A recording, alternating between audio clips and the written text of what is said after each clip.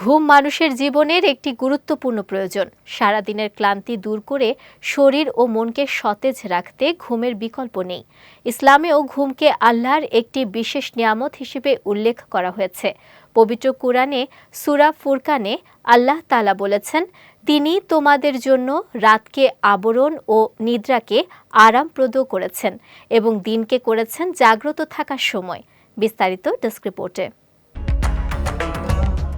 ইসলামে শুধু ঘুমের গুরুত্বই নয়, ঘুমানোর আদব কায়দাও শিক্ষা দেয়া হয়েছে। মহানবী হযরত মুহাম্মদ সাল্লাল্লাহু আলাইহি ওয়াসাল্লাম ঘুমানোর আগে ওযু করতেন, বিছানা ঝেড়ে নিতেন এবং ডান কাতে শোয়ার অভ্যাস করতেন। তিনি সাহাবীদেরও এই পদ্ধতি অনুসরণের নির্দেশ দিয়েছেন। হাদিসে এসেছে, যখন তুমি বিছানায় যাবে তখন নামাজের ওযুর মতো ওযু করে নেবে, এরপর ডান পাশে শুয়ে পড়বে। অন্যদিকে রাসূল সাল্লাল্লাহু আলাইহি ওয়াসাল্লাম উপর হয়ে শোয়া অপছন্দ করতেন এবং সাহাবীদেরও এভাবে শোয়া থেকে বিরত থাকতে বলেছেন। হাদিসে বর্ণিত হয়েছে, একবার তিনি একজন ব্যক্তিকে উপর হয়ে শুয়ে থাকতে দেখে বলেন, এ ধরনের শয়ন আল্লাহ তাআলা ভালোবাসেন না।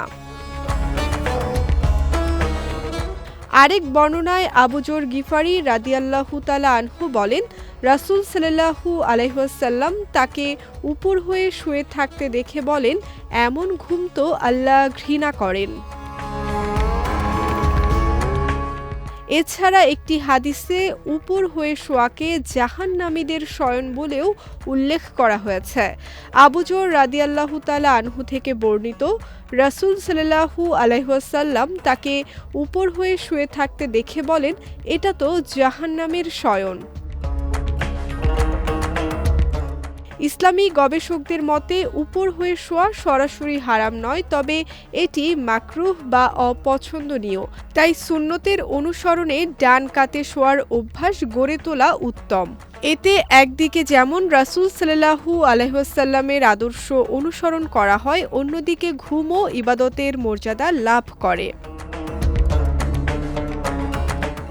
মুসলমানদের উচিত ঘুমের ক্ষেত্রেও মহানবী সাল্লাল্লাহু আলাইহি ওয়াসাল্লামের সুন্নত অনুসরণ করা এবং উপর হয়ে শোয়ার অভ্যাস পরিহার করার চেষ্টা করা। বিজয় টিভি নিউজ ডেস্ক।